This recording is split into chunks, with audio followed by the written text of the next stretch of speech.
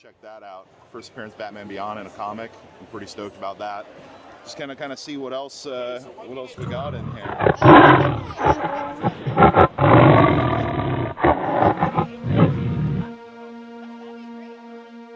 Hit the music.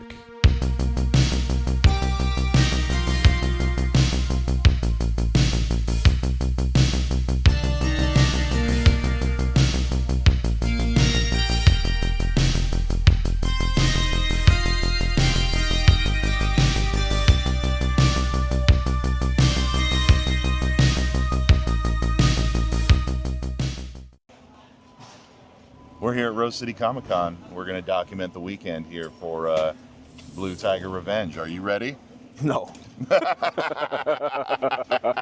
it. That's the clip That's right it. there. That's it. Let's get some vid.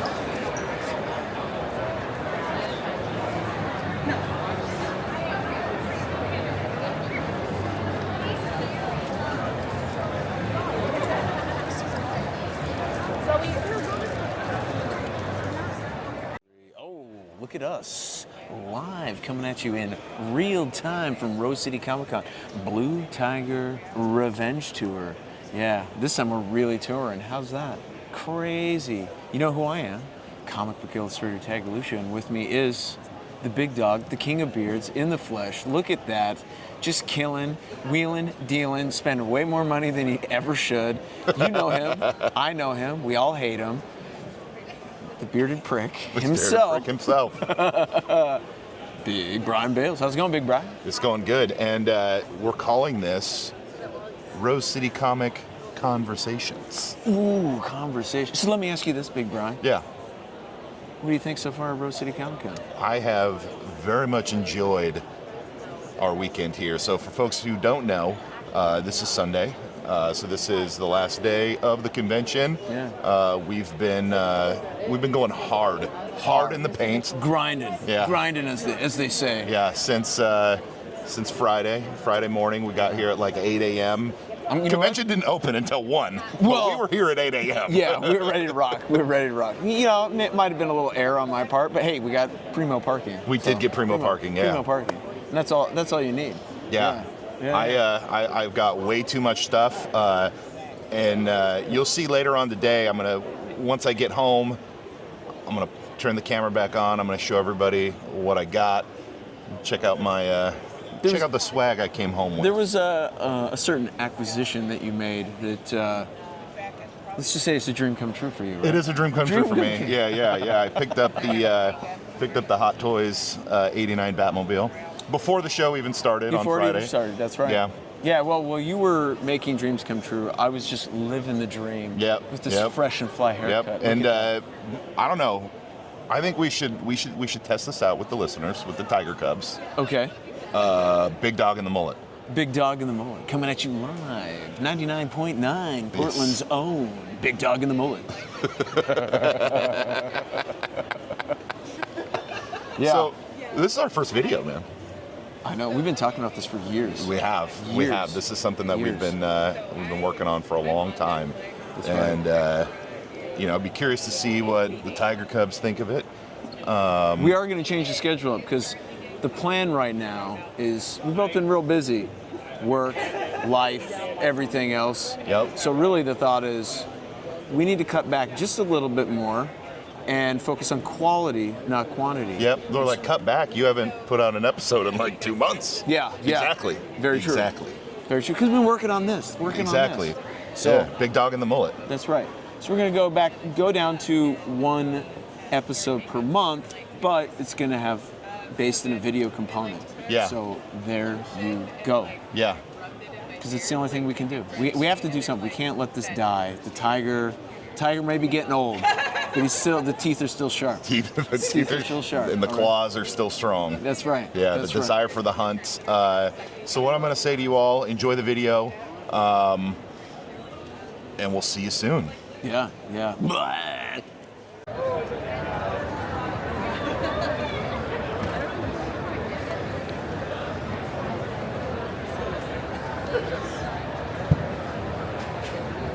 Your friends at I Like Comics. Oh, they have some good books.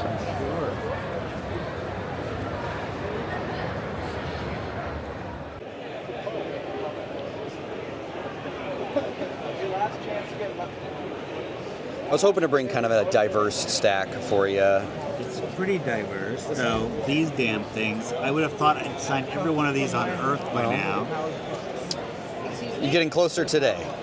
There's 4 more. It's a bottomless pit. This corpse I love. Oh, yeah. And the 25-cent idea, too. That was the first. Thank you. The first Hellboy story that worked. There you go. Flew off the shelves, I would imagine, too, at 25 cents. Well, I mean, it wasn't originally 25 cents. That was some kind of special thing they did later. Okay. Got it. Cool. Well, a little history lesson. Cheers. Thank you. sir. Oh my God. Look at that. 89 Batmobile. This is incredible.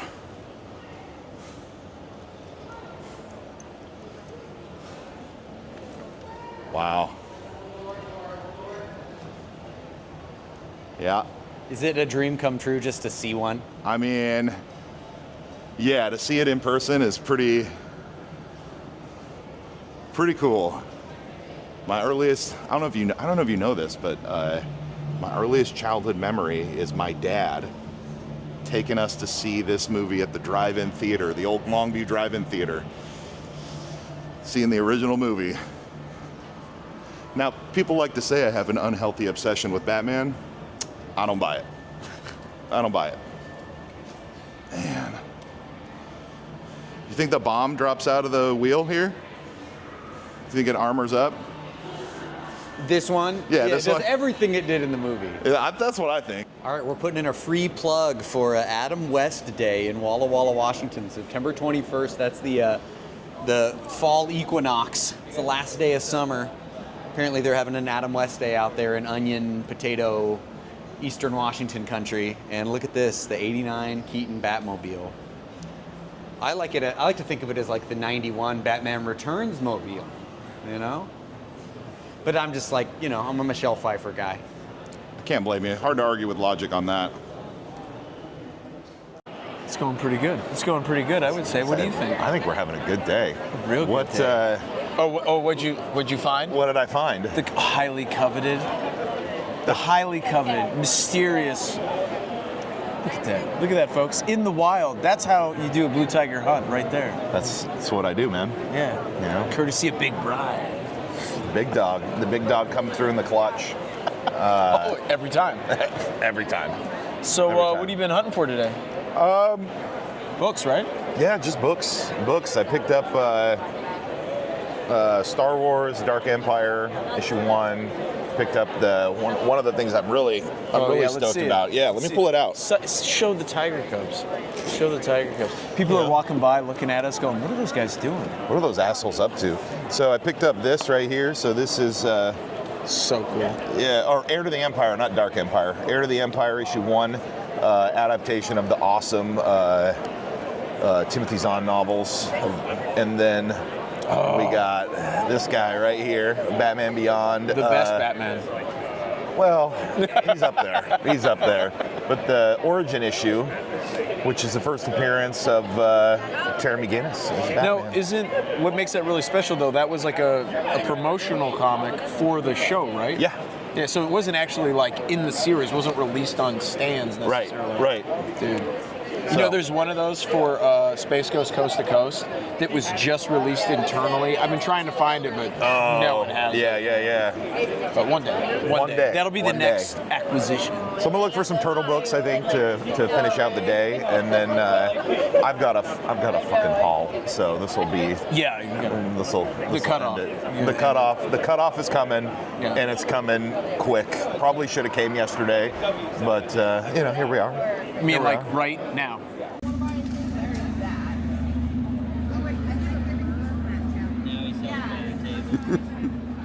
Following you.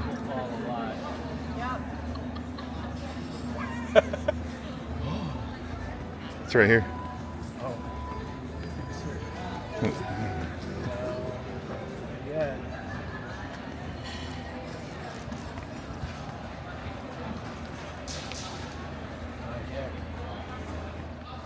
Tiger Cubs, we have a special guest. You all know her and love her. Layla Del Duca. How are you? I'm good. How are you? Doing good. Doing good. The only guest host in the history. That's true. I did guest host, and that was really fun. That was Thanks fun. for not being there that one time. No problem. No problem. No problem. Have you seen Caitlin Yarsky this weekend? No, is she here? She was here for a panel, and then I think she walked around and then left really fast because of, She knew I was in the building, didn't Yeah, she? she's like, "Can't oh, run that into dirt Dad." bag. Oh, Yeah. I want to see him. He's probably cut his hair all terribly. Yeah, I think she would be really put off by this mullet, honestly. Yeah. Good. Yeah. She only likes, like, really square things. Yeah. That's a lie. Caitlin, if you're seeing this, I know you. And that was a lie. These are beautiful pages, Tad. Thank you. Do you have a personal favorite page in your portfolio here? Ooh, yeah, I do. You know what it is? It's the cover. I got the cover. Nice. The big dog. Where is it? It's hiding somewhere. Oh, there it is. Wow. That's my favorite. Nice. That's my favorite. That's gorgeous. For what reason? On It's a like- technical scale. Personal Oh, scale. I was gonna say because I could sell it for a lot of money, but no. I liked doing the birds. You don't see a lot of birds in with dinosaurs, so or That's true. I thought I thought I did good. I patted myself on the back for that one. I'm great. When I look at this, I'm like, wow, how tedious. I mean, it looks so gorgeous. But Thank if you. I was the artist drawing all these birds, I don't know if I would have the same enjoyment as you did. I like to Yeah. think, in metal, there's the speed freaks, right? Yeah. I like to think that I'm an ink freak. So Delightful. yeah, kind of the That's same, good. cut from the same cloth. You I can don't coin know. that term for yourself. There you go. All of these are beautiful. You know what these are? When I was pitching it, Yeah? I used these as this is unused pitch material. Wow. Yeah. I can see yourself being an ink freak. Yeah. Freak, is that what you said? Ink freak. Yeah. Yeah. Delightful. And look, I didn't even have feathers on them yet. Like I didn't know what I was doing. I don't even know what this is. This is just roided out, yeah, bro. Yeah. roided raptors. Yeah. Yeah. And then, come on, I mean, that's ridiculous. Come on. Like, why? Oh, the licking the Why dust would I do thing? that? Yeah, like. I think it's cool. You think it's cool? Okay. I think it's cool. It's a little heavy metal. It is heavy metal. It's great. Yeah. And then Delightful. nope, they didn't want me. They didn't want to use this. Why not? I don't know. I think it's a little gory. The colored version's pretty gross. Oh. I This get is it. like all blood. Okay. Well. But enough about me. interesting. Okay. How are you doing? I'm doing well. It's good Good. to be here. It's good to see old friends. Old friend. Now, Yeah. a little birdie told me. I should say a little tiger told me. Okay. You're working at the Hollywood Theater. I am working at the Hollywood Theater. I And- actually almost wore one of my Hollywood Theater shirts, but I Awesome. How do we got any special events coming up? didn't. Ooh, lots of special events. And as usual, when someone asks me, it goes out of my head. Okay, that's well, fine. We just had PJ Souls in for Rock and Roll High School yesterday, which is really a great event. PJ Souls from Rock and Roll High School and Halloween, etc. Wow. So yeah, she was in town doing some cool stuff. It's awesome.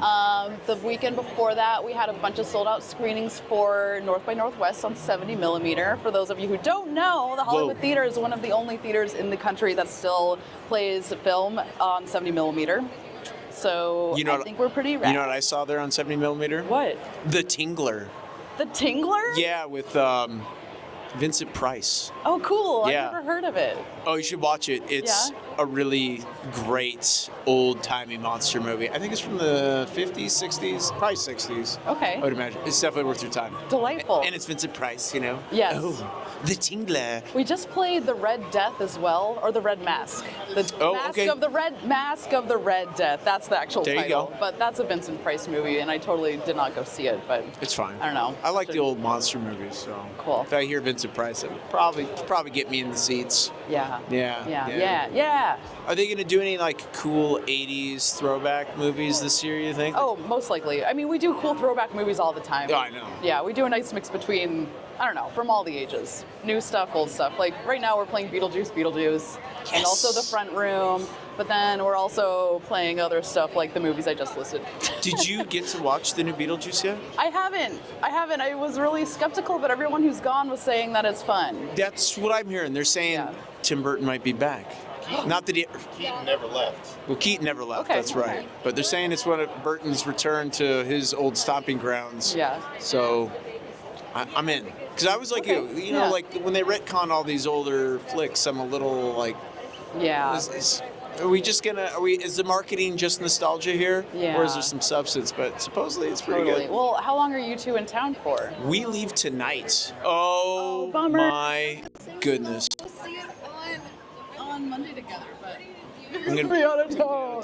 Everyone, this is Dave Crispino. He's a writer. He's a friend. He's been on the show. Oh, you have? Former Blue Delightful. Tiger guest. We Twice, right?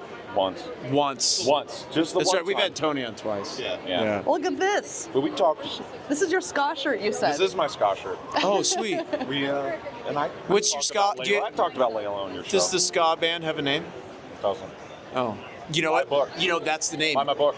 It doesn't. Oh wait, here. What Let's book, say are you, that to the. what book are you promoting? The one that was on your yours. I can't even remember the name of it.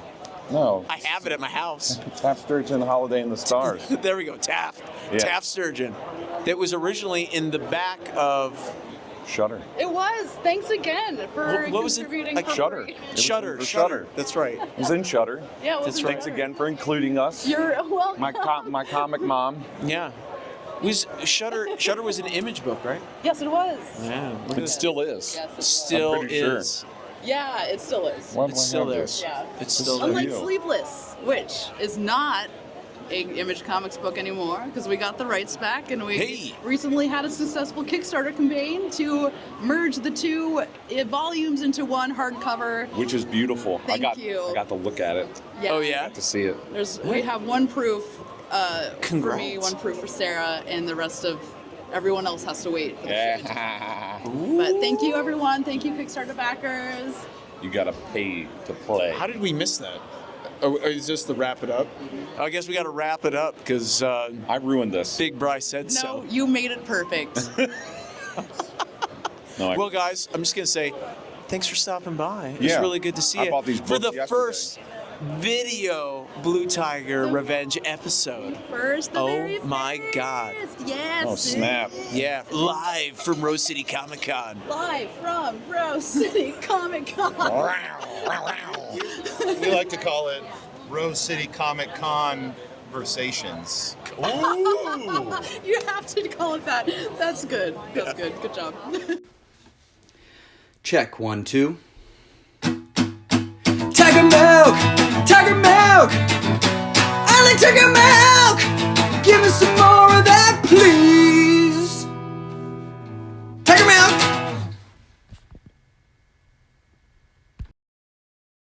All right, Tiger Cubs. That was our Rose City Comic Con experience coming at you for the first time on video. What'd you think of that, Tad?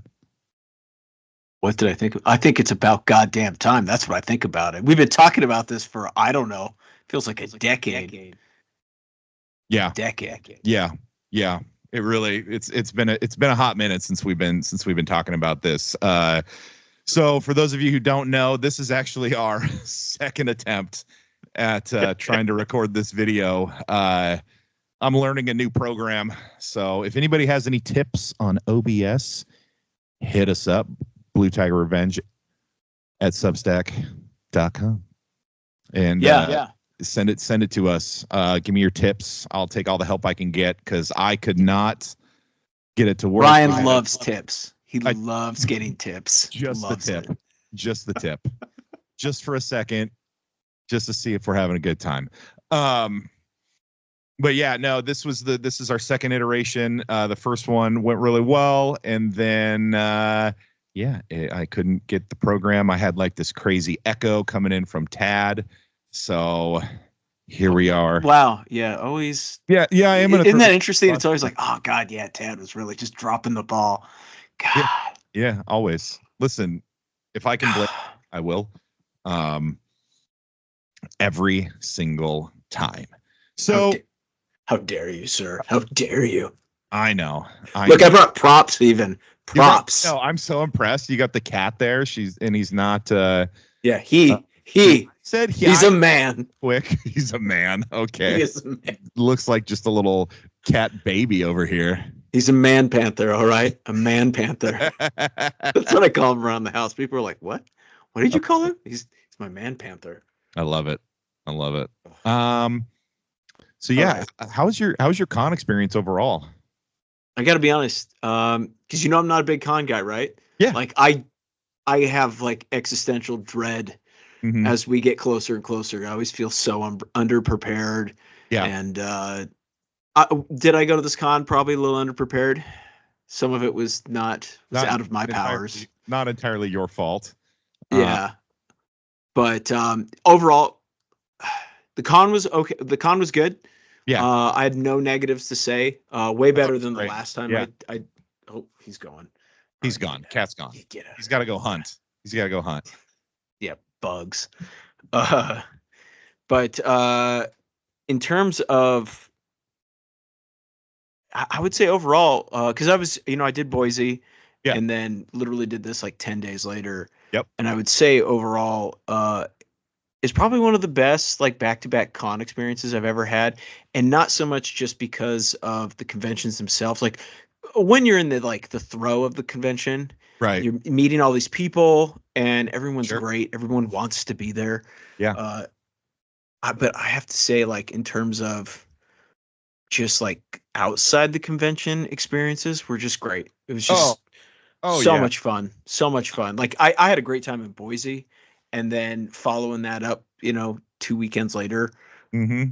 with what we did, like we got an Airbnb, we went to like a bunch of just badass restaurants. Yep. That a lot of them were restaurants that like when I lived in in the Portland area that I loved going to, and the fact they were still there, still thriving, and then you got to like test them out like this Ted full of did. shit. And no, I'm not for once. I'm not full of shit.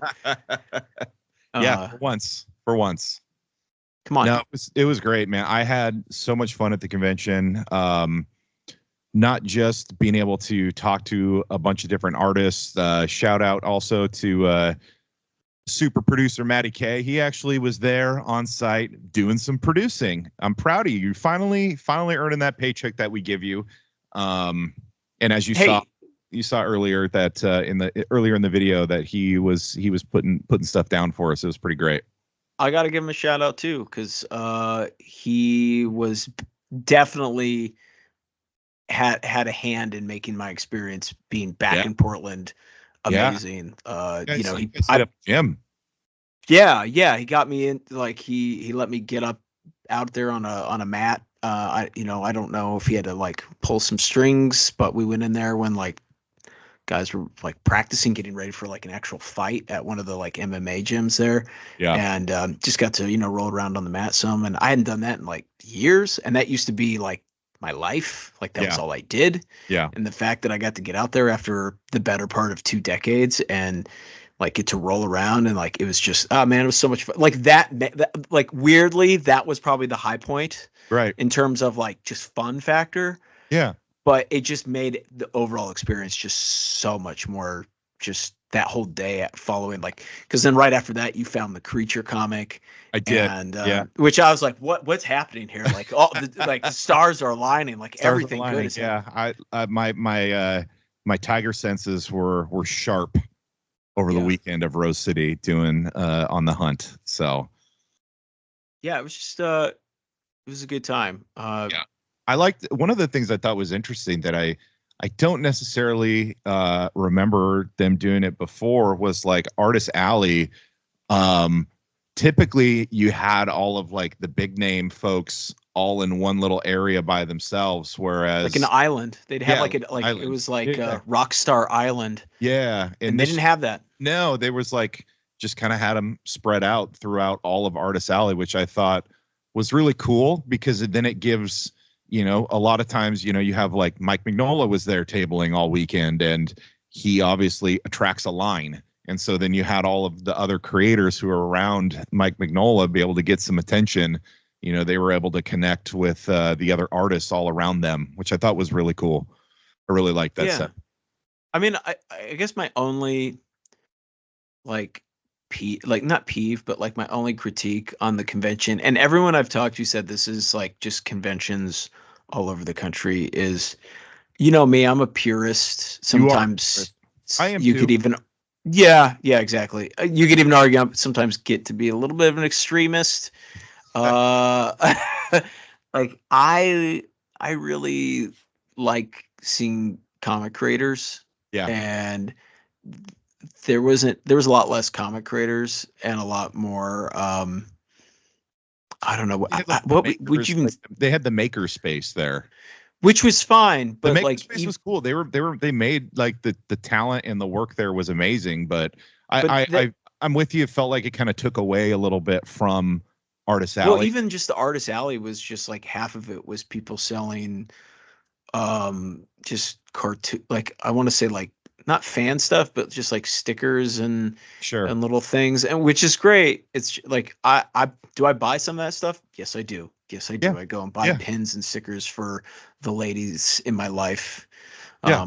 my wife and relatives and things like that. Yeah. And but like You just I go to conventions to get don't like want them to be zines. an art. You don't want them to be like maybe have them have their own section rather than be with Artist Alley with the comic artists. Is that kind of Well, it's just, I mean, for me, it's weird going to Comic Con and not seeing like tons of indie comics, tons of mainstream comics, Yeah. tons of zines, seeing I've told you the even while we were there, I kept saying like, God, man, there is no one doing like the Daniel Warren Johnson mini zine or Yeah. I wonder the if old, it's like a not or like the necessarily ash cans. There was no ash cans. man. yeah. I wonder if None. that's not something that's not necessarily like a Rose City thing, or if that's just something kind of that comic artists aren't necessarily doing anymore. That what that would be a fascinating discussion to have in a upcoming Yeah, episode. I think it would be interesting. You'd have to go to like a comics like a comic artist convention, like Baltimore Comic Con is like just Yeah. happened, right? I wonder, and say so did was it Small Press Comic Con or Mhm. Small Press Festival just happened, Mhm. or is about to happen. So whatever. I mean, like it'd be interesting to go to those and be like, okay, is there a bunch of zines? Is there a bunch of ash cans being sold? Right. Because I didn't see any. Even like when we were at Emerald City, I saw a bunch of them. You know what I mean? Like that's Yeah. all I bought. If you Yeah. remember, I walked away with Do. a stack of like Ash indie cans, little art books, all of yeah, that stuff. Yeah. and I really did not see a lot of that. And like me, it's just me going like that's what I want. Sure. That's what I go to Comic Con for. And I just the fact that there was none of it, and I think a lot of it just had to do with just there wasn't as many comic creators there as there were like art creators. Does that make sense? Yeah. Yeah. I don't want to take away anything from those No. people, I don't 'cause- think you're taking away. I think that's just an interesting piece to see kind of where it's intersecting now between comic art and makers stuff, and all of these other pieces are kind of blending together rather Yeah, than being like a true comic convention, right? I've heard people say like it's weird that they're even called Comic Cons anymore. That you could kind of just call it like a pop culture convention, really. Yeah, because that's really what it is. It's not. And I did talk to some people. Obviously, won't name names, and I was like, I gave them my assessment of it, and it was like some longtime Portland artists who weren't at the convention, right? And and they were just like, well, like the people running the cons are geared more towards pop culture than they are comics nowadays. So, like that's what you're gonna get, and that makes sense. It makes sense. I mean, that's what brings in the crowds, right? Bringing it also makes it way more marketable. I mean, if it was Hayden just Christensen, Anakin Skywalker, that's going to bring a lot of people, and Rosario Dawson as Ahsoka, that's going to bring in thousands of people into the convention to go and get the opportunity to meet them. Yeah, I just remember going to Rose City when it was like the early days, when it was in the basement of like the Marriott or the Holiday Inn or wherever it was. I don't even know if it's called. I think it might have been called Stumptown Comic. Oh wow, Comic Convention at the time or something. And from going back, you're going to get another 5-year ban. But you'd go there and it'd be like, it would just be people selling their indie comic books and some mainstream stuff. Like it was like the best way to learn who was working in the industry in your area, where I didn't think that was necessarily, like, I was amazed at how many creators that were there that weren't from Portland, which was great, which was cool, but it was still kind of like, oh, okay, like you came all this way, like it's interesting. Sure. It's just the whole ball game has changed, and I'm like any old person, don't want to adapt. You know what I mean? I liked certain aspects of it, and now I actually have like, I'm older and I have expendable money that I can afford to spend, and I'm not a college student. Yeah. And the Comic Cons I went to as a college student no longer exist, and it's like, God damn it, I missed it. I missed the Yeah. window. You know. Well, I had a fucking blast at Rose City. Yeah, I mean that would be my critique. It's not a Sure. good or a bad thing. No, It's yeah, just I an get you. observation, more of like Yeah. where it's I like, don't think it's good or bad. It's just what is now. It's Yeah. different than it's I been. still ended up getting a bunch of cool shit. Oh, yeah. You know, and like younger artists were giving me like a bunch of cool prints, and a few young artists gave me some really cool little indie books that they did that were great. So you know, like I'm not I'm really not complaining. It was just more of an observation. Fucking piece of shit. Look at you. I know. It's Just okay. just the negative Nancy. No, I don't think anything that you said was negative. I mean, it's true. I mean, you know what I mean? Like, Yeah. and you know, like I was waitlisted originally for this convention. Like I was, Yeah.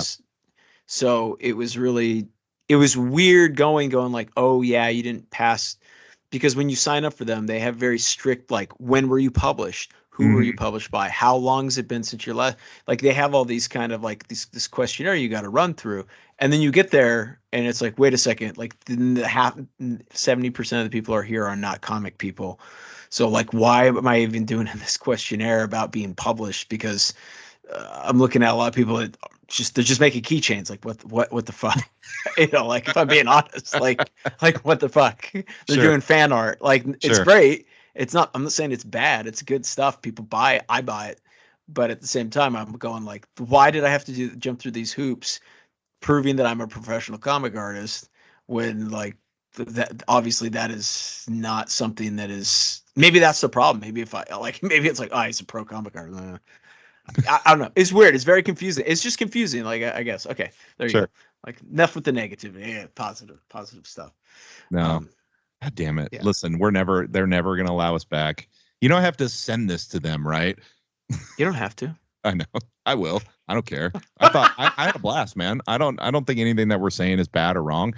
No. Like at the end It was of the just day, it'd been a long time since I'd done a con like that, like the Portland con. So I didn't know what to expect, you know? yeah. That's all. But anyways, it was a blast for you. I keep interrupting you. It was a No, blast. okay. What Yeah. was your fun? What was most fun for you, man? Well, you saw some of it on earlier in the video. Seeing the Batmobile live in person was awesome. I thought that the comic vendors were excellent. I think that's one thing Rose City does so well. They get in. I mean, just the Northwest has so many great comic shops. Yeah. And then just bringing them all in together to check out what they have for sale and being able to pick up not just like super expensive books, but also like affordable books that I've been looking for. And Yeah, that was the crazy thing, right? Like there was vendors that we went and talked to, and you'd be like, oh hey, like I was looking for, the Creature. Yeah. And you drop like, well, do you guys have any Dell comics? And these people would like pull out big big bins. boxes of them and start going through, and they're like, do you know what year it was? It's like mid 60s maybe, and they get right in there and they're like, okay, this is all of our movie adaptation stuff. And like the fact that you see people that have that stuff in good shape, like that's even crazier. Yeah, they really go all out in bringing in the best vendors, especially, I mean, at least for comics, because that's like I don't necessarily shop for a bunch of other stuff, although I did buy a gigantic Batmobile, which you can see the box for it kind of right over here to my I can see it to your over your right shoulder. You can we can see it pointing at us. Oh, you can? I can't see it in my video, so but yeah, I can see it over there. I'll do a little spin for the folks at home. There it is. Look at it. I'm surprised you don't have lighting set up. It's it's early in the game, man. It's early in the game. Where's the staging? I know. Ibrahim is going to be let down. So let down. I know. I had a great conversation with him about the Batmobile. He really was like, I was talking to him about it, and like, he was like, dude, you got such a good deal on it. And I send him photos. You got to send him photos, man. Oh, I've sent him photos. Yeah. Okay. Yeah, I tagged him in the first when I first unveiled it. So it was great. That was probably my favorite thing, because I mean, I've been talking about this thing forever. I'd never seen one. I just heard you talk about it for probably the last when did it go for pre-orders? Was that 3 years ago? Yeah, like 3-4 years ago, something like that. Yeah. Yeah, I remember you like thinking like, oh, maybe I'll get on the registration for the pre-order. I don't know, we'll see. But this was way cheaper because we did a little price hunting afterwards to We see, did. and it was like, I oh actually man, got a good deal on it. Yeah. yeah. And I did. Unlike another figure that you bought. We don't need to talk about that. We don't need to talk about that. Fortunately, You know when a dude's pulling a big wad of hundreds out of his pocket and he's like, well, actually, I'm selling it for this, but it's worth like double. You know he's bullshitting you. I know, but I wanted it, and I know. all I can say is I learned my lesson, and I'll never buy anything from that person again. Because I've seen them at other cons as well, and he's at everything, every con. Yeah, I'm not going to name it. I'm not going to do anything else like that. No. I mean, he's just playing the game. That's the game, he's right? doing his job. I should have known better. That's on me. But he's just making as much money as you can. Like you have to applaud him. He played it real straight. Even when you called him out on it a little bit, he just rolled. He was smooth right on through it. He was. Yeah, he was very smooth. But yeah, the hunting was I got to unleash the hunting claws for the first time in a couple of years, which was pretty great. Not great for your marriage, but great. Listen, that's fine. It's fine. She knows what she signed up for. Okay. It's all right. You're the king for a reason. He's exactly. Wow. If this hat was a crown, it essentially is. So. Welcome to Blue Tiger Revenge. We're here for the patriarchy. Yep, that's what we're pushing. Yep. Take the soundbite right there, guys. Yep. I'm getting us canceled. You're getting us kicked out of Rose City. I'm getting us just canceled altogether on our first video. Things are going well. Oh man, we're just killing it. We're just killing it over here. I can't get the video right for the background. We're just a mess. But you know what? You know what the best part was about Rose City? Was just reconnecting with a bunch of people the whole time. We just not only did we get to hang out with Matty K, who we hadn't seen, you hadn't seen him in a while. This was the first time in years that I hadn't seen him all summer. Yeah. So. And then we saw Layla Del Duca. We saw. You saw. Yeah. Crispino. Yeah. Grigori, Ibrahim. That whole block was just right next to us. And then got to meet Sean Murphy, which was pretty cool. We saw him before the convention at a coffee shop. And what was the coolest part, which is kind of impressive on his part, I got to give him props for. He remembered. He didn't remember me, but he remembered everything else when we hung out. Yeah. He remembered the place where he even was asking about certain individuals. It was one of those where I was like, oh man, how the hell do you remember? Of course I'm going to remember because he came in and he was rock star, big DC artist guy, and but the fact that he remembered that whole evening was wild to me. And it's not like I just was like, hey, but it was good. It was actually really good, touching base with him again, seeing him. Yeah, and then he chatted with us kind of before the convention inside, and he was just interested to know what we had going on. So that was cool. Yeah. It was nice. And then I had a sketch done from him, that TMNT sketch that he did, that is off to the graders right now, getting taken care of, getting slabbed up. So, it was super cool. And much to your chagrin, I got my Zorro. If I had an only critique on Sean Murphy, where's my book, Sean? Where's the book? What the heck, man? The Kickstarter people are waiting over here. It's right here, man. I got it right here. Yeah, I know. You know what it is? I think because that campaign did so well. I think they're upgrading. I think everybody's getting a hardback or something like that now. Yeah, that's the delay. You guys are gonna get a really good edition of it. So I just, me, I always buy the straight up cheap GN. So I don't need all the bells and whistles, but yeah, everybody's so nice that they give them to you. Make you wait. Yep, exactly. It's all right. So yeah, yeah. I look forward to hopefully. Listen, folks at Rose City, I love you. it's please let me come back to your convention. I've been lucky enough to go every year as a member of the press for I think since 2016, so the last 8 years in a row. Wow. That's pretty good.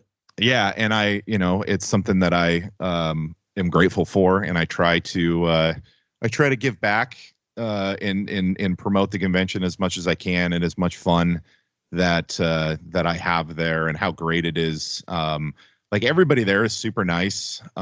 Like all the creators, all the different fans that I've interacted with, all the different vendors and booths, save for one dude who ripped me off, but He was nice about it though. he was nice about it. That was my Very fault. nice. That was my fault. Yeah.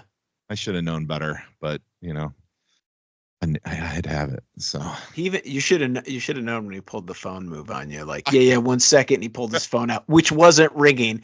Acted like he was talking to somebody. No one was talking. I've got very good hearing. Nobody was talking to him on the other end. And then he's like, yeah, 1 second. I got a guy here. And then he's like, well, I had to bring the price down. I'm dropping the price down, but it really goes for X amount of money. It doesn't. It goes for about a third that. Well, brand new. Lesson learned from me. Hey, it's still fun. It's still fun. I still had a blast, man, regardless of that. That didn't ruin my thing. The craziest thing that happened, though, the absolutely craziest, was Sunday. We had everything loaded in the car, Batmobile in the car. We go and park in the freaking convention center. No, not we. You. No, well, we parked in the convention center. I drove. Obviously, I was driving, but I left my window down the entire day in the convention center parking lot. Miraculously, nothing was missing. I about had a fucking heart attack, dude. Like, oh, you were panicked. You're full panic mode. You didn't even want to open the door and look in the car because you just assumed like it's downtown Portland, everything's gone. Yeah, it's gonna be all gone.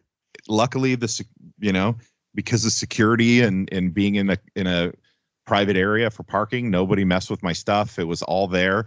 Like, dude, legit, if that stuff would have been gone, I would have considered just rolling the window up and bashing it in myself.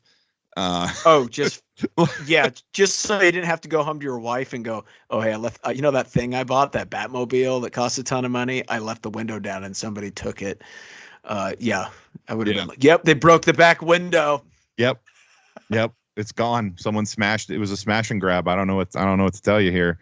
But yeah, so luckily it was, I should have bought a freaking lottery ticket, man, that day. I should have bought a Powerball. I would have retired. I could have hired a Jamie to run all of this instead of doing it myself if I would have done that. Oh, wouldn't that be nice? Oh God, it would be nice. Jamie, pull that up on the Google. I know I'm bullshitting my way through this conversation, but I need something that supports my bullshit evidence. I'm wrong? Yeah, you're fired. Okay. Well, listen, I did find one article from a crackpot 15 years ago that agrees with you. See, I'm right. There you go. I'm right. I'm fucking smart, man. Alpha brain. Okay, listen. You said that I'm getting us like in trouble. Now you're going after old Joe and his, come on. I don't want to be a part of that lawsuit. Listen, let me just say, I took 10 of them before we started recording. Oh, didn't you say that last time we recorded the same episode? I did. It's all right, man. Well, why don't we roll into, let's roll into what we've been reading, and we can get out of here so folks can tune into the next one. Yeah. Who we got coming next episode? Do you know? We do know. We're just playing like, oh, we don't. Mason Mendoza from Critical Entertainment. He's going to come back in. He, as his request, he wanted to be in the Tiger Den once more. So I mean, who wouldn't? That's right. And they've got a Kickstarter going right now. Critical Entertainment does. You can get a bunch of like signed stuff. It already met its goal, so like it's going all the way. Fantastic.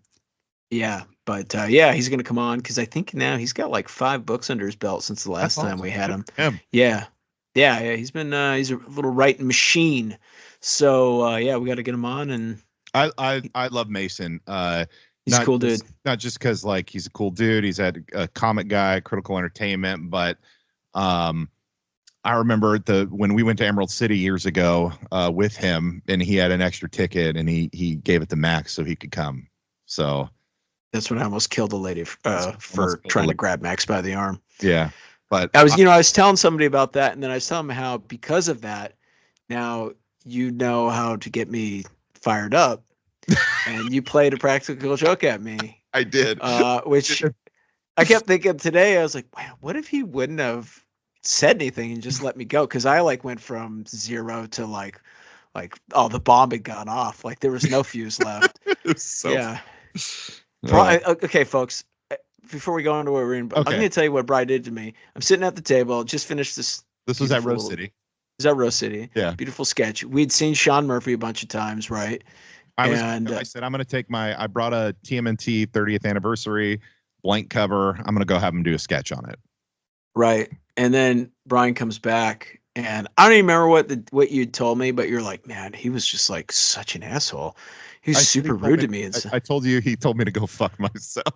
Yeah. And I pretty much, I don't even really remember. Just I was like standing up almost. I was ready to go. You were like, are you fucking kidding me? Yeah, as I'm getting up to go fucking have a word with, and you're like, no, I'm joking. I started cracking up laughing. It was so funny. I know what it is. The nicest guy. He was so nice to me. Yeah. I think that's why I was so like, what? We just saw him at the fucking hotel. Like, I don't know what it is. That kind of stuff, man. That's what gets me going. Sure. For sure. I don't know why. No, he was. So there you go. Now, folks, now you know you want to get me in trouble. Tell me something terrible happened to you by somebody that's supposed to be a good person, and I guess you'll watch me fucking lose my shit. Yeah. Yeah. There we go. All right. Pretty funny. Enough with the jokes. Well, you already saw my Zorro, Sean Murphy Zorro. I haven't read it yet. It's on my list to read, but I mean, the art looks amazing. But what I'm working on reading right now is a Kickstarter that I got in earlier, like a couple of weeks ago, called Frontier. Okay. So let me pull this back a little bit. Yeah, so pull that back there. So you guys can. Oh, there we go. Oh man, I love the embossed font. Like, dude, that's a magnetic book, right? It is, yeah. So they did this Kickstarter. It's gorgeous, dude. Like it's hardback. It's got like the rounded edges in it too, which I think is neat. And the art, like me, the kind of art that I typically go for, the more modern, like superhero-esque style.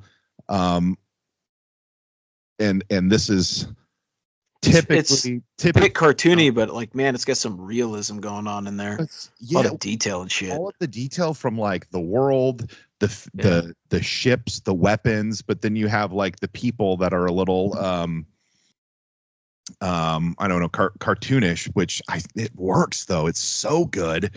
And I think the great thing about this book too, like the story is fantastic.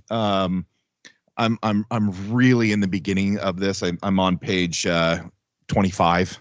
So baseball season ends at the end of the week, so I'll be able to dive in a little bit more and checking stats, seeing really if you're gonna switch read it.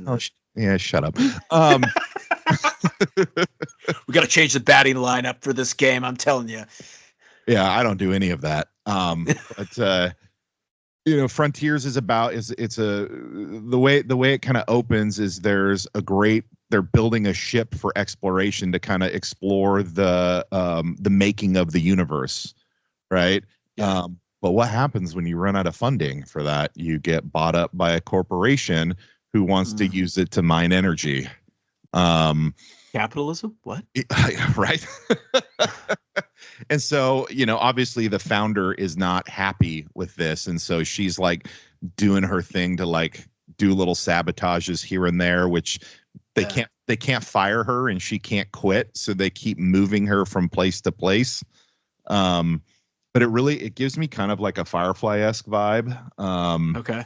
About exploration and,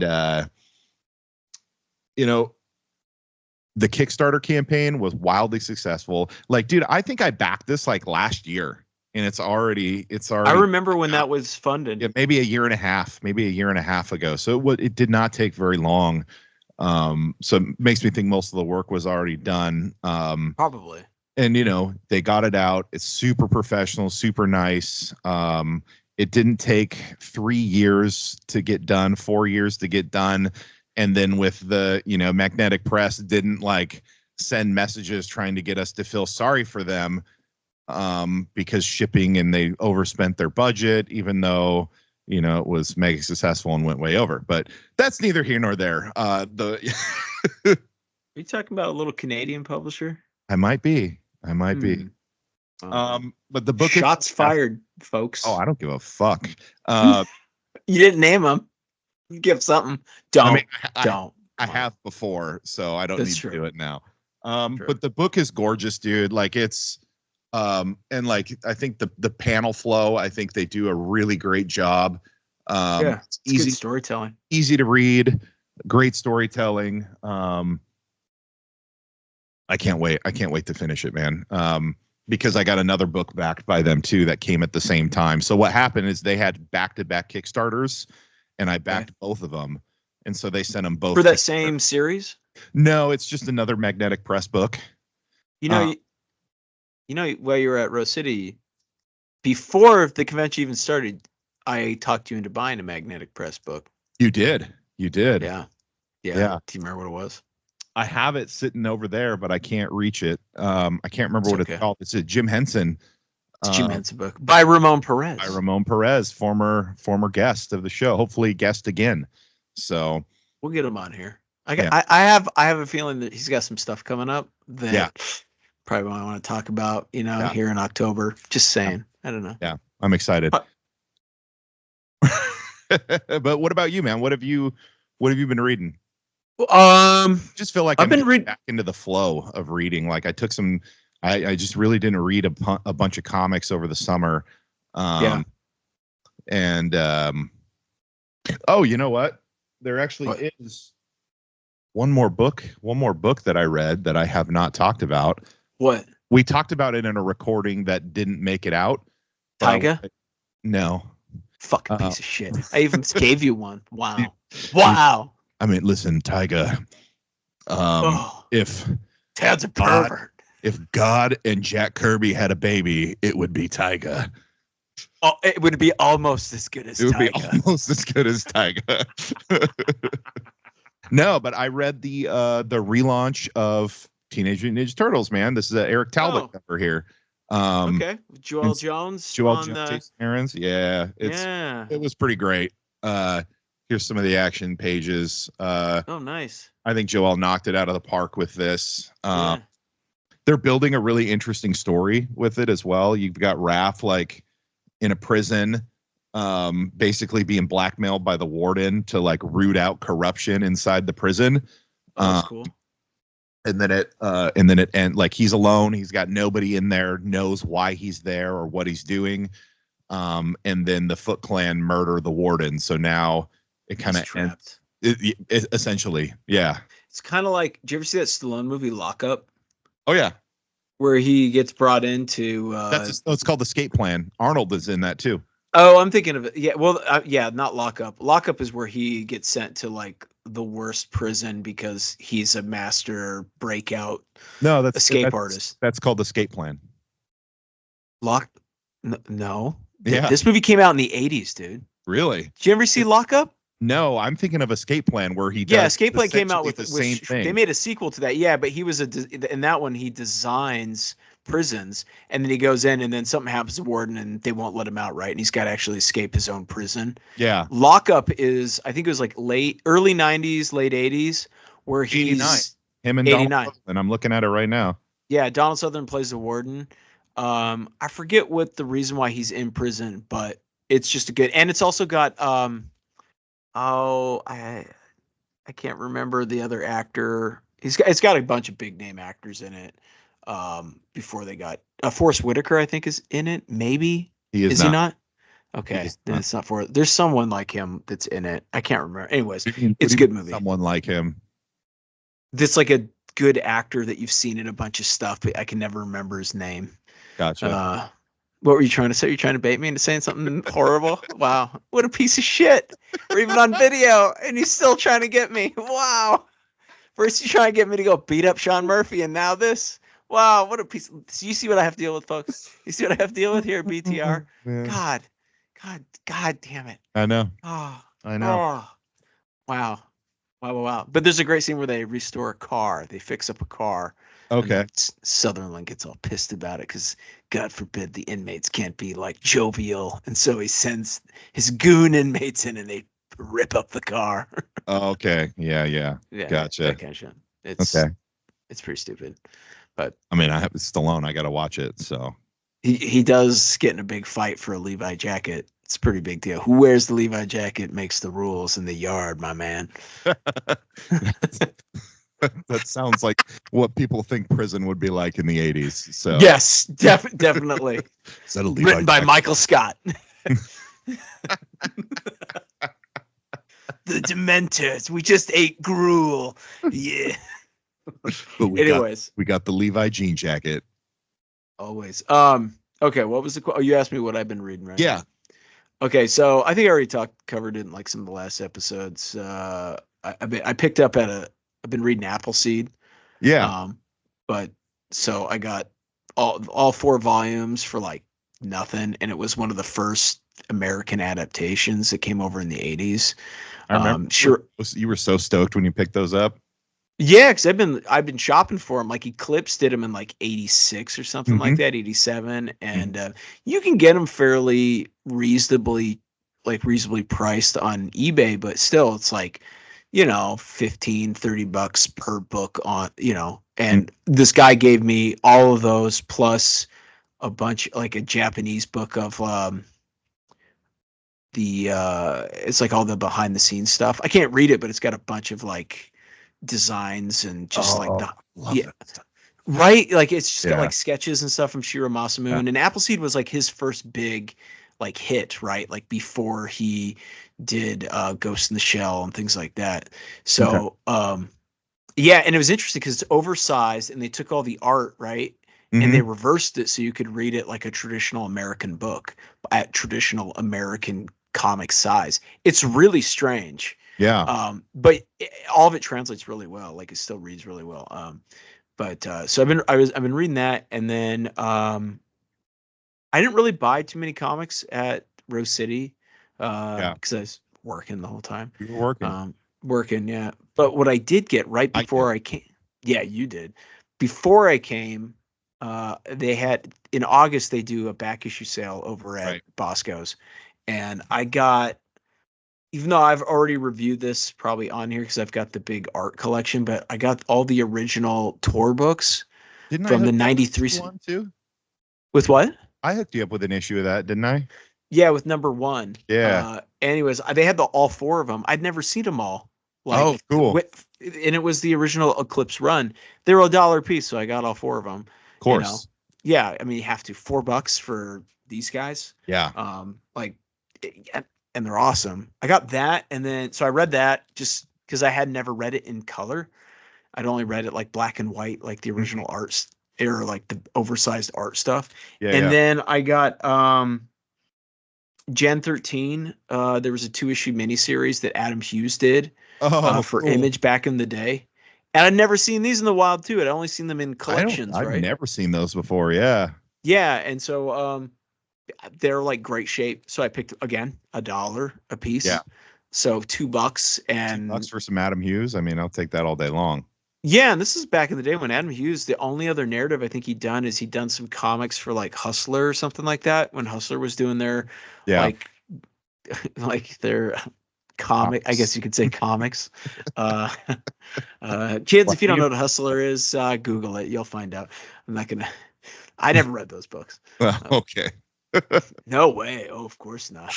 Not. Maybe there was one down in the ditch at the bus stop, but I don't know. I didn't go down there. You were too busy reading Dragon Ball, man. That's right. No, Captain America, because I was a good Boy Scout. All right. Yeah. Exactly. So yeah, I saw it. That's pretty much what I read. I did get 2000 AD was at Rose City, which is kind of a surprise. That's a long way for them to go. That was really cool that they came. And the Bees was there, Simon Beasley. Yeah, and they had the new collection of his Slain. And so I'd always wanted to read that. Not so much Slain itself, but the Simon Beasley collection I always wanted to read. Mm-hmm. And so it was the first time that the art had been restored and reprinted as a collection. So I bought, that was probably the only graphic novel that I bought while I was there, I think, or art book. And yeah, so I that's on my list to read. My father-in-law read it and he said, it's not amazing, but it's pretty good. Yeah. Well, hey, And I go, well, how's the art? And he goes, oh, the art was awesome. I think that, that describes my life. It's not amazing. It's pretty good though. But pretty good. Pretty good. But the art's good. So that's all that matters, man. That's it. Yeah. It means you look good. Looks good. Mm-hmm. Well, you know what they say, look good, feel good, play good. So is that what they say? Apparently, yeah. I wish someone would have told me that a long time ago. I know. I've seen you in your flip flops, man. It's okay. Oh, gross. Hey, have you checked out that Penguin show yet? No. A client was texting me yesterday, like, you got to watch it. And I've had a bunch of people tell me that it's great. I have not checked it out, but everyone says it's amazing. Yeah. Which you and I were talking about this last night, actually, that I think if you were ever going to do a series of TV shows, Batman might have the most approachable villains where you could do spin-offs. It kind of seems that way, right? Like with the Joker movies, even though I know you don't like them, this new Penguin show. I think it's because you can tell real stories with these characters because they're built in more of a realistic world. They don't have there's no superpowers. There's no fantastical bullshit. You know what I mean? I yes and no. Do you hear what I'm saying though? I do. But okay. You can do super villain stories for the non-super, because there's a lot of people that don't want anything to do with superheroes. Penguin is not a supervillain. He's a villain. How dare you? He's not a supervillain. He's a fucking. Let's be honest. Monster. So that's why it works. Yeah, and he can't. So let me hear. Wait. Okay. You just said he's not a supervillain. No. So then I think if I'm applying the math, because Batman struggles with the Penguin once in a while. It really, No, he doesn't. Yeah, Penguin gives him a run for his money. So that means that Batman struggles. Then he's just a hero. Batman's just a hero who struggles with a villain, and that's all he does. There's no superness about him. He's not a supervillain, but Batman is a superhero. He's not a supervillain. He's a street level. He's a street level arms dealer. And it works. It works because it's just a mob show. It's a show about a dude running a mafia, right? Or trying to take over a mob in a mob war. That's the Batman. That's why it Batman works. I want, though, if I'm being honest. That's not. I know that's. I like the fantastical Batman because I feel like it dives into the character more of him coming. Anyways, it doesn't matter. No, I want to explore this. I want to know. This is what people tune in for, man. No. I'm right. I know, but let me just this is my beef with the Batman, with the Dark Knight series, is that you have directors who are great. They're great. Okay. But they're not, they're too much of saying, oh, we want to make it realistic. And that's my beef with the Batman in general, is that you just had a trilogy of movies that were very successful. Most people really love those movies. You're not going to say they're a good movie. I don't care for them. I don't care for them. They're good movies, don't get me wrong, but they're not Batman movies. Batman's the least interesting character in those movies. Interesting. He is. Even in the first one? That's probably the best one that if I'm of actual a Batman movie, but then he's only Batman for 10 minutes in the fucking movie. But you have the Batman where it's you don't want to dive into the fantastical elements. And I think that you're missing such a good portion of that character and of its villains, like Clayface, amazing character, in a tragic story, but we're never going to see him on the big screen because of these directors who just want to. Might. He's not going to. You might, but you're not going to see him Bruce Timm style, which is, I'm guessing, that's the Clayface you want. Yeah, well, how else would you do Clayface in a realistic movie? I could see you taking a movie that's a drama and you have this actor that's made Mhm. just like they did with Harvey Dent in the second Dark Knight, right? Where you ground him in reality, and instead of Fuck. giving him Anyways. fantastical powers, he becomes this guy who he's an amazing actor, right? He's using this cream, even though he's horribly scarred, but he becomes like this master of disguise, and he's So just then he's basically just the creates chameleon chaos. Spider-Man. He can So then he's just the- impersonate anyone. No. So then he's the Human Target, which is another DC character who impersonates people. I guess. Yeah. I mean, I think it's all like it's Batman, so it's like the only reason why it makes sense is you have to live in the world of fantasy because like I'm a master of every martial art. I agree. Cool. I don't Have fun with that. I don't disagree with you there. Right. I don't disagree, but that's It's why the only way that stuff makes even sense. Yeah. It's the only way he could be Batman for 20 years and not be punch drunk, right? Like Yeah. But I do understand where so many, especially older generations, because they're Batman outside of the comics. Like you have to remember, most people know Batman from the TV shows, right? Sure. And you go back and watch those old TV shows, 60s, or even like the old, what's the stuff they did with him in the 40s? Was it 40s or 50s? They did some. Yeah. Yeah, like it was all him like dealing with Nobody- like being a detective, right? And there was no fantasy element, so a lot of people that's their perception of Batman, you know. That is nobody's perception of Batman. That's like a very I'm sorry, you're living Like listen, our dad's perception of Batman. Okay, first of all, both our dads are not living. Oh, you could have been way harsher about like being like they're both in the ground. Their opinions don't matter.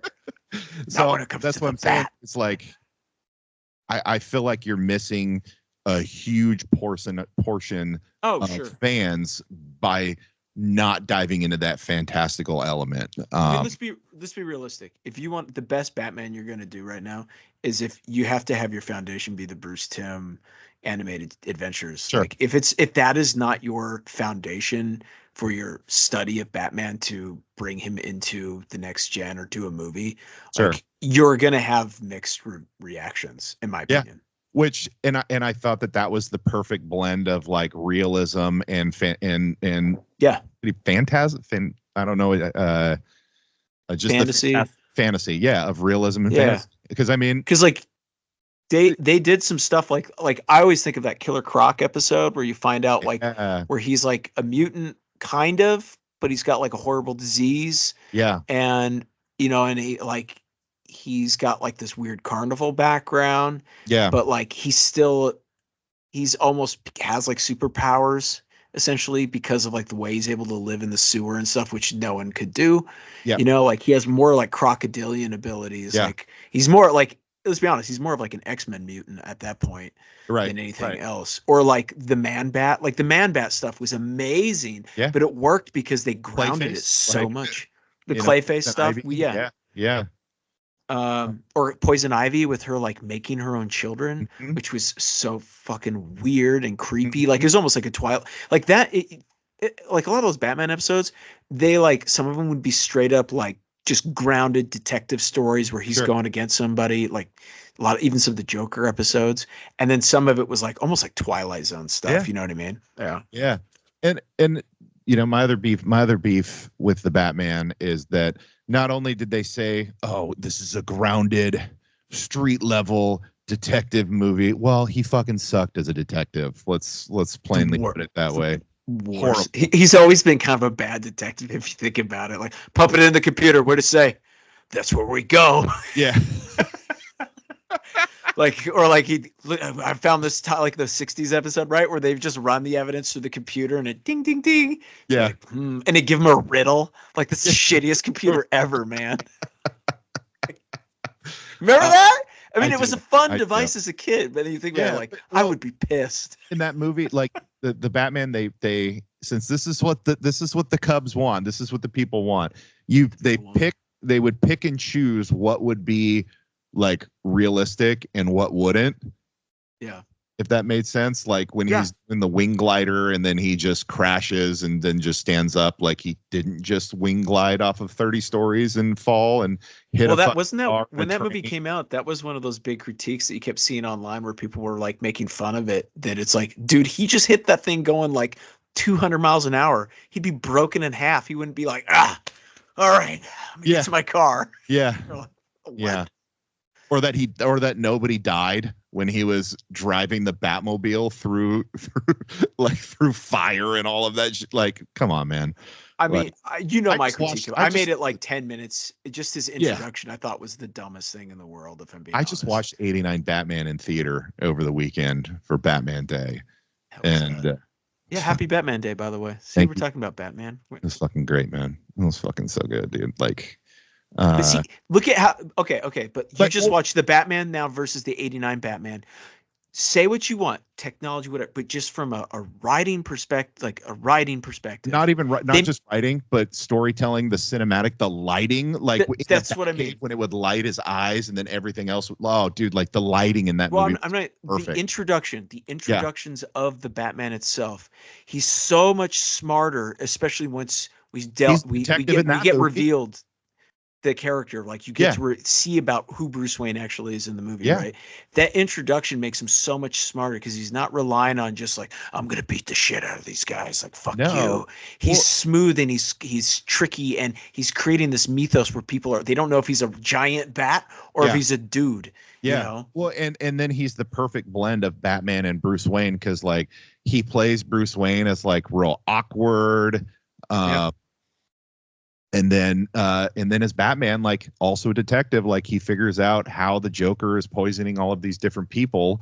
I will, obviously, like from like visually, technology, obviously the Batman looks. You can't just- compare. You can't compare it. Yeah.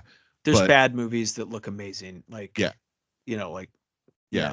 like we won't compare those, but just from like storytelling itself, Yeah. like the 89 is just such a smarter film, It is. It really It- is. way smarter. Now I'll get Catwoman in the Batman was really cool. I really liked her. She was great. Sure. Give her her own movie. You know what though? Since we're talking about 89 Batman, Mhm. Vicky Vale, kind of a stalker. What do you mean? Break So- it down. Vicky Vale, obviously played by the lovely Kim Basinger, right? Wonderful. Yeah. Wonderful. They go on the date. Bruce Wayne has her over at Wayne Manor. Okay. Things go very well at the date.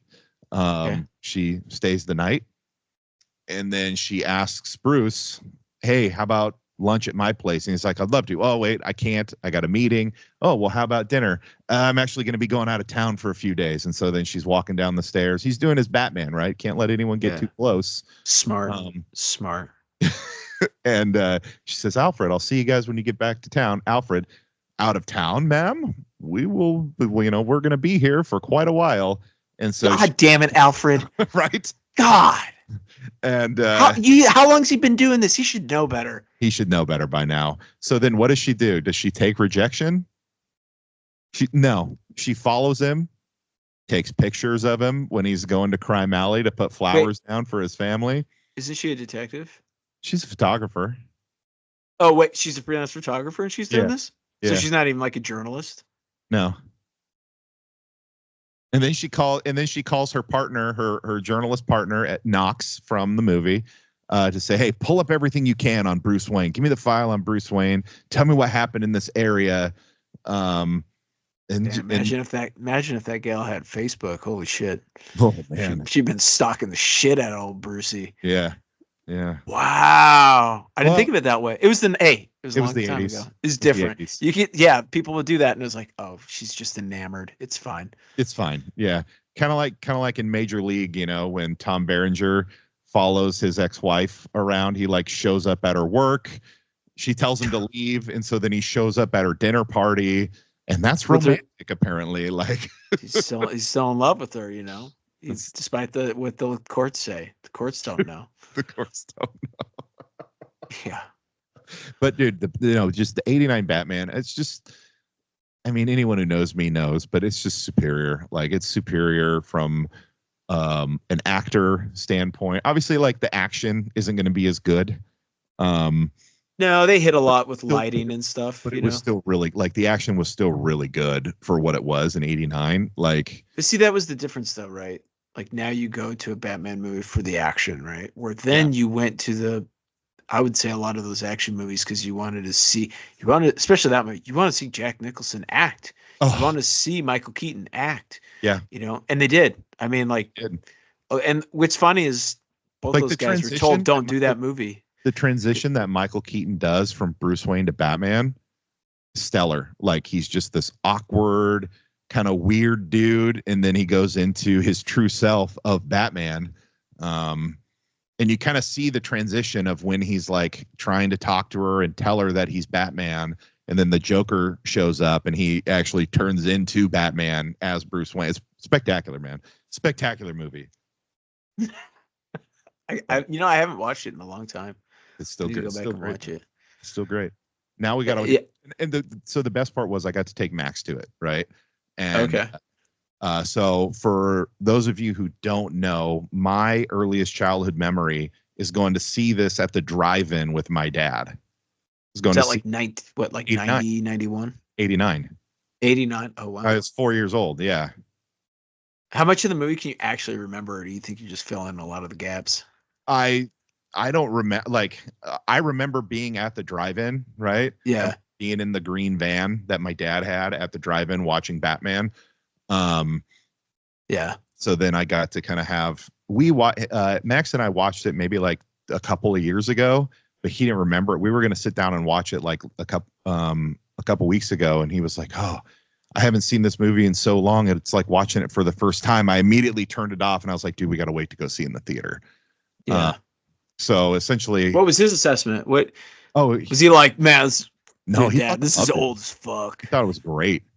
He Yeah. thought it was great. Like when the Batmobile cool. showed up, like stoked when the Bat plane Let's be showed honest. up, like By far the coolest Batmobile. hands down. Wait, Nothing it's so compares, cool. dude. It does nothing. I don't- compares. The newer ones, they tried to make them too like the one in Fast the and Nolan Furious. films. They made it too complex looking, where you're like, Yeah. I don't know what this thing is. And then in the Batman, wasn't like a Dodge Charger or something Yeah, that they it was just souped in. essentially like they just went to the Fast and Furious, looked up old Vinny Diesel, and took his car. Yeah. I wasn't a fan of it. Again, grounded. Stop trying to make everything grounded, man. Stop it. I feel like there's this need for like, and I think it comes with like maybe the cultural trend of like quick fix. Mhm. So it's quick gratification, like visual gratification, where they just want people, they just want knee jerk cool factor, where it's like, oh man, that's awesome. And then they move on. I don't think there's anything that they actually, because they don't have the same kind of production design that No. they do now. Like those studios most of them are all closed and stuff. Like it's not Yeah. like years and years. I mean, look at like Jurassic Park, man. Like people still talk about the first movie.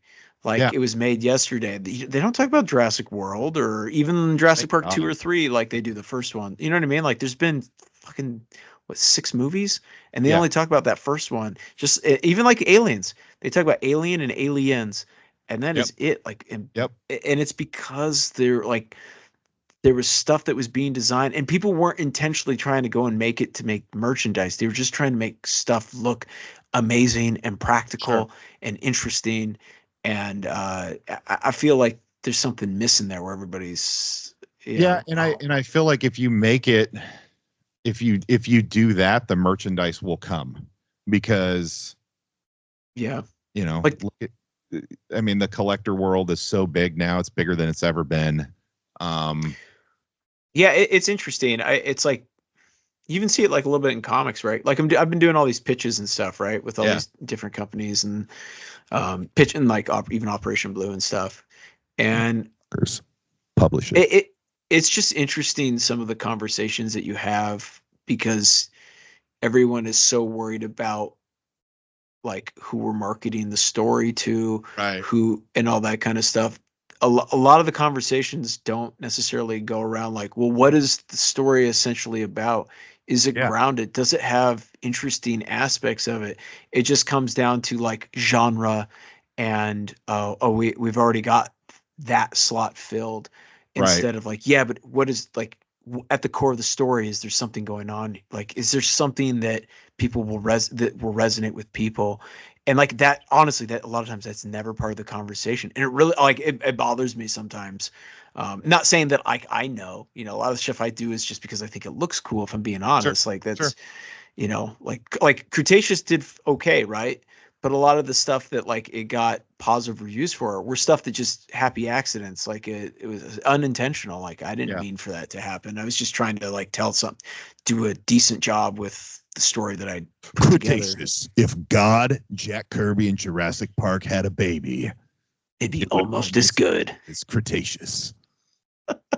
No, it's just interesting. I think that like there's just everyone knows now what the ultimate reward is if you do something that resonates is. So that's what everyone's gunning for. And they're trying to dissect it like you see with music, where it's like, okay, if we do certain things, people will like it. And then we can do this, this, and this with it, instead of like, yeah, but at its core, is it good? Is it interesting? Is it compelling?